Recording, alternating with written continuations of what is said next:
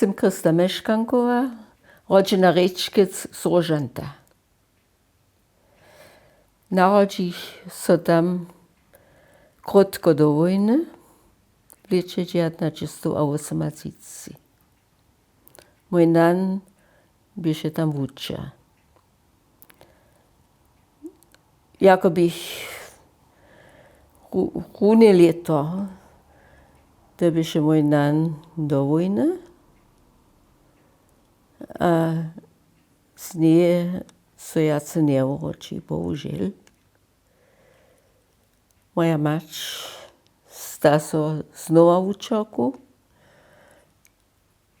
a je nam z tym nic jenož domiznu zachovala, ale też bydlenie.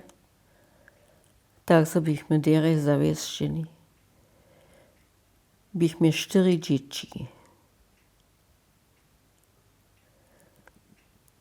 Tak, pak miał dość dobre dzieciactwo, byrnyż je nam falował, ale nasza mać była jara aktywna, działała,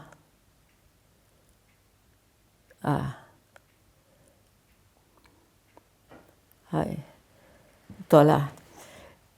Na to działała, ona postu moja nana spełniła, żebyśmy też my, holcy, połowanie naukli.